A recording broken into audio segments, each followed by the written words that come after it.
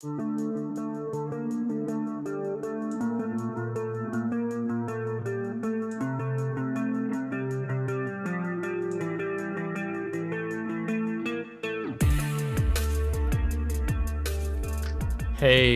FlimsyLunchTray with you today, and thought we'd change some things up with the intro music for today's video, because it's a pretty good battle match that we have for you here today on Sea of Fortune in domination mode. I am divisioned up with a clanmate, Hello Everybody 5. Of all of the clanmates, that in my clan that I play with, probably the most deadly combination of those I play with is probably me and Hello Everybody. Now that's not to say that sometimes there's definitely derp that happens when Hello Everybody and I division up, but we're the ones that are going to give you the most grief, most likely. So I'm in the Kidd, Tier 8 Premium US Destroyer, and he's in the Mainz, Tier 8 German light cruiser, if I got that one right. To start off here, you may have noticed I just actually shut my AA off, and what I'm doing is I'm baiting the aircraft, the airplanes, the player, to come in closer, and watch what happens when I have my AA off and bait him to coming in closer, and then turning my AA on, because I'm in the Kidd. So turn AA on, we engage defensive AA, and then we prioritize our AA sector after letting him get in, beneath 5 kilometers, and we just eat up his entire squadron of planes. So if you're in an AA type destroyer like the Kidd, that is how you completely devastate a Tier 8 carrier squadron. Most times, why I did that is, and turning my AA off and then letting him get in closer, is because usually when a player, the carrier player, flies his planes in, as soon as he hits, comes across AA right at the start, they will turn out, and I knew he would probably do that since he had torpedo planes, so I just let him get closer so then I could engage with his AA. So, Hello Everybody and I. Yes, so we're gonna have round 2 on planes as well. Hello Everybody is going to probably get more, or not probably, he is going to get more of the glory of what happens in this battle. But it's how him and I work together, when we do work together as a pair, and then also when we have to divide and conquer. And being the dynamic duo that we are. He's taking a bit of damage here at the beginning, but don't let that fool you with how deadly he's going to be throughout the match. So at this Osterotland, who's popped up on our side here, I felt like there was a shore going that way, so I went further, and so we detected one another. Now, even though I do want to cap Alpha, there's a Belfast 43 guarding it, who has radar. So I'm not going to push into, Alpha, Charlie cap at this point. I want to give my distance. There's no need to rush into the cap. Our team is about to take a cap. But my goal is to make sure that this Osterotland doesn't try to push in on this flank, because right now he's spotting Hello Everybody in the Mainz. So I want to push him away and do screening, of course, for Hello Everybody. One of the things I am looking at right now is being able to record Discord. So when we're in a voice chat with one another, to be able to record what's happening in the battle while him and I talk with one another. So look forward to that happening later this summer, where you'll be actually able to hear us coordinate and talk together in the midst of the battle. So I am excited about that. So our Musashi is taking out the enemy Des Moines. That's really good. You may have noticed in the team lineup that there is a division of 3 players, all the same clan, and they come from the clan Hate, which they are relatively good, I would say, from encounters I had. So That's just one thing I keep in mind when I'm looking at the overview of the match. When I'm looking at the type of ships we're going up, I'm also looking at potential clan players I'm playing up against, because some will catch your attention more than others will, per se. So we're turning out and away. We do have Australian torpedoes here, and we're going to go dodge them. Even though they both fired, one of the reasons also slowing down on the throttle was to juke the Grosser Curve first if he did decide to take a shot, and he did. Now, I did offer Hello Everybody a smokescreen when me and him first passed a minute or two ago, but he declined the offer. I don't feel like he was in the position that he felt like he could utilize the smoke well. So we've held off. Now we have this ZF6 that's entered into the alpha cap. And even though I'm over here on this flank, I'm trying to put cover or just throw shells in the general direction of the ZF6. But Hello Everybody is going to be the one to devastate him, because it looks like his engine's busted, or he's sitting still, one of the two. And my shots fall short because he stopped, and then he decides to smoke up way too late. So that's kill number 1 for our div. The Australian is moved into the cap again, so we're going to push him out of it. Even though he's gone dark, we know he's still there, and I want to make him feel uncomfortable and cause him to have to push away. So now the Belfast 43 is opening up on us again, so we're going to go dark. We ate a really good salvo there, so I wasn't really paying attention too much to better help avoid that salvo. Now we're no longer detected. And we're going to dump torps in there. Hello Everybody is going to engage the, the FDG that is pushing up into the alpha cap here momentarily. My goal is the Australian has, he seems to me that he's kind of determined to move into Charlie cap to take it. So I don't want either, well, I don't want him to have it. And I'm not going to be able to take it with the Belfast 43 sitting there just behind that rock with his radar. So I want to just deny the Australian from taking the cap. Our concealment is about the same.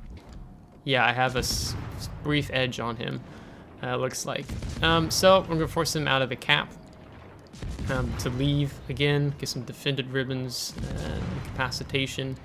And then I'm just basically diving to this island here on the right of the screen. And that's going to enable me to go dark. So I kind of had an exit strategy already set up there. Of course, the Belfast 43 does decide to peek his big nose out there. So I'm going to have to move up. I do go ahead and pop the heel.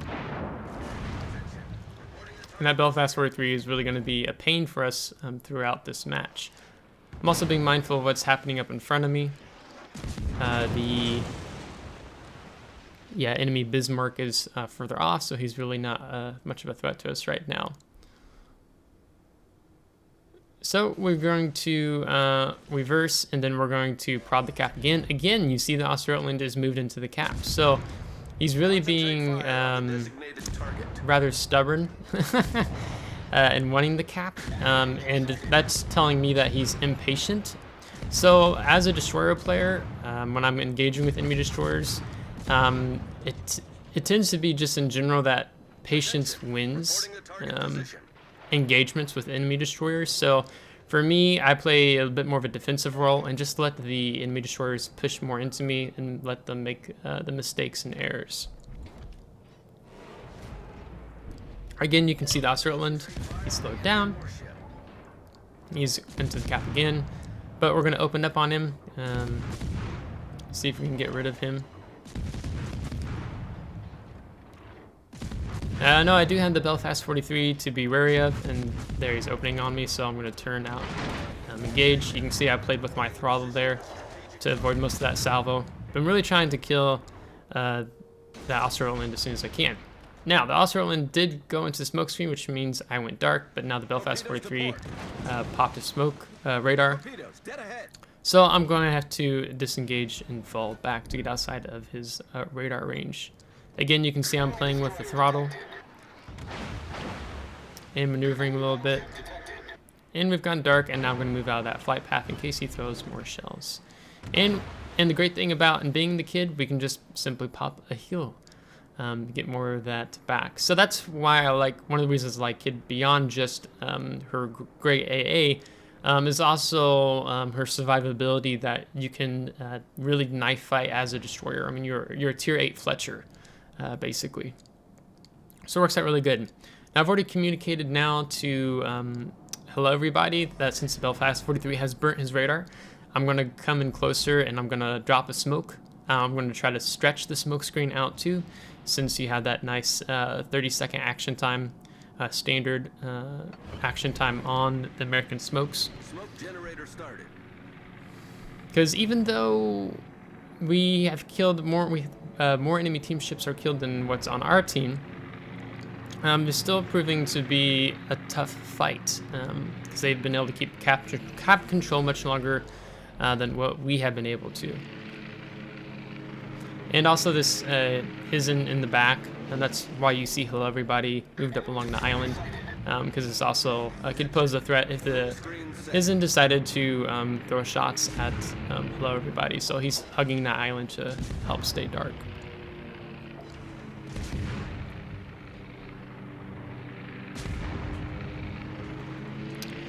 And we lose our FDG on our team. And now my goal is to move up and see about taking Bravo Cap. The Belfast is continuing to prove to be a bit of a pain. He's kind of lingering in between Bravo and Charlie Cap, which is a really good position for him to be in. The Osterotland pops up again as our allied destroyer is pushing him. And hello everybody gets the kill on him, so it's great. Now we don't have to worry about him. Proceed to capture that area. So I see the Belfast is disengaging.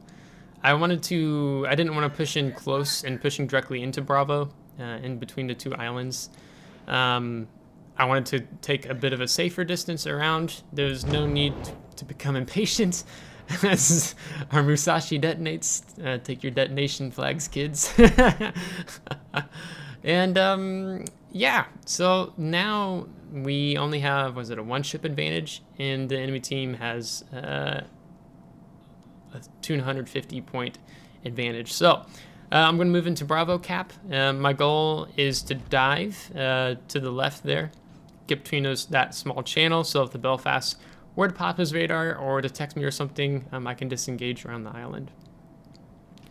Even though we do have that enemy Hizen there. So radar gets popped. So I'm thinking the Belfast 43 turned back in, so I should be okay. So my goal now is just to dive and get really close on the rock. I know it's possible that there'll be some secondaries from the Hizen come in, so I don't want to be reset, but I want to stay in this the cap, because I've got good cap progress as well. So so I can see secondaries come in. I'm going to kind of maneuver myself right there. I was hoping to get up a little bit further, but the island prevents us going any further. So Belfast's radar does go down, and we're about to cap, but I don't know where Belfast is. I feel uncomfortable not knowing exactly where he's at. So I'm going to bail out. Now, in the meantime, yeah, this happens at the same time. The Belfast pops up hot on my 6, so I run immediately to exit the cap. It's always great to have an exit strategy prepared in advance when you're in that situation like that versus, oh, what do I do now? So hello everybody here. Now look at their health difference. So hello everybody has over 12,000, is that 600 HP? And the Belfast, he has over like 75% of his health. He has, I can't quite tell. But hello everybody has the armor piercing loaded. Get some overpins, a penetration in there, some defended ribbons. And he is, I was providing the spotting, but now I'm not spotting the Belfast anymore. I moved into the cap as I have a tussle with the enemy Kidd. But Hello Everybody does have the hydroacoustic search. I mean, he's in the situation. So there's the Belfast again popping up. Now again, you can see the health difference, right? So Hello Everybody's chipped a little bit off of him already.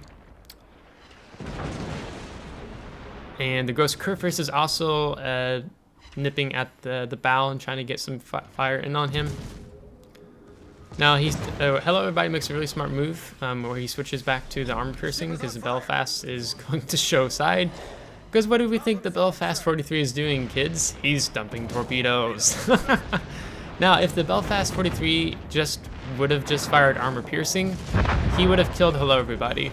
But because he was too focused on dumping torpedoes, he doesn't get the kill and dies. So that's when torpedoes kill you, even if you're the one firing them. So back to the Alpha Cap. So I have 2 solo caps now. We have our ZF6 and Minotaur have been applying pressure on the enemy Lexington, enemy Kidd, and the Hizen. Even though the ZF6 is quite low in health, so I'm not expecting him to survive. But now my goal is to just play cap defense, because you can see that we still have 1 ship advantage at the moment. But we control 2 of the caps, but the enemy team still has the points advantage. And time is ticking as we have 3 minutes left. Now the Ghost of Curfist is pushing in on Hello Everybody, so I wasn't sure if Hello Everybody would actually survive the Belfast 43 engagement, but he does because the Belfast just not using his guns and to focus on getting his torpedoes away. So we're going to switch back to Hello Everybody who's viewed here to see how he survives this Ghost of Curfist engagement, because I'm not expecting him to live in this instance. Now pay attention to the direction of the Ghost of Curfist guns. Now you can see the Ghost of Curfist has his hydroacoustic search up. Everybody's got his torpedoes ready, but now the hydro has gone down. The Ghost of Curfist Hello dumps his torpedoes, and it doesn't even look like at the beginning there that the Ghost of Curfist player even had his guns like ready. I don't know if he just fired them at the battleship behind me or what, but he gets the Kraken unleashed and survives that when he shouldn't have. I switched back to my perspective a little early there because Hello Everybody goes crazy with this camera, and I know that annoys some people. So he just does an epic job there getting his Kraken unleashed. Now I've dumped torps on the Hizen, forcing him away. Now my goal is to move in and drop smoke for Hello Everybody again, because he's in a pretty difficult situation. He's played it really well there through the end. So yeah. So now the tricky part here is if I don't get here in time, this could spell the end for Hello. So we're dumping the smoke. And there's Lexington planes coming in as well, and I don't have Hello in the smoke screen, so if the planes detect him, then he's probably screwed. So we switch back over, and he gets a salvo off of Z. Yep. So there goes my buddy. The torpedoes I have are about to come on cooldown. The Kidd, sorry, not Fletcher. To get more AA, you lose 1 torp rack, so only get 5 torpedoes. So you're more of a gunboat hybrid than you are torpedo in that sense. So go ahead and dump the torps off. If the Hizen, I'm wondering if he's going to try to rush me.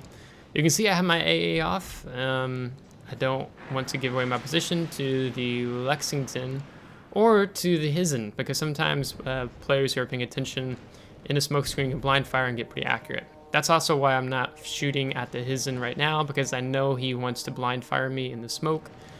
And he does the last Hail Mary there, and gets 1 hit on me. And now I'm going to turn the AA on, because I want to try to help our Montana player. So now it's time to move in on the Kidd. He's taking the cap. We have less than 30 seconds and win. So even if I die, we will still win at this point. And I want to see if his health advantage is about the same as myself, but then Lexington rocket planes, and there's the Kidd. Just popped right out smoke screen. So as soon as I've taken some damage, I'm gonna go ahead and pop the heal. And we're gonna see who gets to kill each other first. Oh, it's gonna be close. Ooh, dropped down to 100 health there. So, unfortunately, neither one of us gets to kill the other. So, we're gonna have 51,000 damage, 2 solo caps, some defended, 1 destroyed, over 8,700 experience, 549 free experience. And then going into team score, Hello Everybody and I are going to take the top. He with his 5 kills and 2,814 base XP. Myself with 1 kill but 2,592. So it shows you the value of solo caps and also getting those defended ribbons in there as well. So really close ending there. You can see most of the damage we had was dealt between the 2 enemy destroyers. That's kind of the goal when I play Kidd. My goal is to take out the enemy destroyers. And going to credits and XP, you can see with premium count the difference without or with our post-battle results between credits and experience, free XP, commander XP, and the works. So yeah, so it was really good battle, and Hello Everybody did a really good job there. What worked really well towards whether 2/3 of the way through the battle is that even though Hello Everybody didn't have much health, but 12,000 when the Belfast 43 moved in on him, is that he took out the Belfast 43 that had 75% of its health left, and then he took out the Aggressive Curve first, which I think had less than half health. He started, and that is a huge, really good trade. So he made the enemy team pay dearly to try to take his ship out. The Belfast 43, if he just would have kept firing his main guns, he would have killed Hello Everybody, but he doesn't. He switched to torpedoes. So let that be a lesson towards you, for you guys when you're looking to take out an enemy ship and they have that low of HP. You just keep firing your main guns. Like, you don't switch to torpedoes, because even if you do, like as Hello Everybody showed us, he just jukes the torpedoes and accelerating out of the way. So use of main guns, and then yes, Grosso Crew first player, the mains does have torpedoes, so yeah, he kind of basically went right into that. So those were kind of 2 potato instances. I would well, not, I don't know if I say potato, just derp instances of not playing it well there at the end for the Belfast 43 and the enemy Grosso Crew first. And then finally the Hizen being able to take out Hello Everybody. So this is the value when you have teamwork, when we work together, but then also when we have to divide, split apart to ensure victory, where we go to different parts of the map and then we come back together. And communication is really vital, as you would have heard us going through the battle, us relaying information to each other. So we'll look to have, I'll figure out how to record via Discord. I was looking some stuff up the other day so we can hear more live battle chat and banter, if you will. So it kind of gives you guys a different perspective and different taste for battling here in World of Warships. So I will throw the description down in the link in the description. I'll throw a link to the upgrade and commander build that I have on the Kidd that I highly recommend. It's something that's really, I haven't changed it since I've made it. I like it pretty well, as I do have a 21-point commander on the Kidd. So if you liked today's battle of the dynamic duo, make sure to like the video. If you didn't, I don't know why you would. You can give it a thumbs down. Subscribe if you want to see more. If you ever subscribed, thanks. Really appreciate it. And until next time, take care.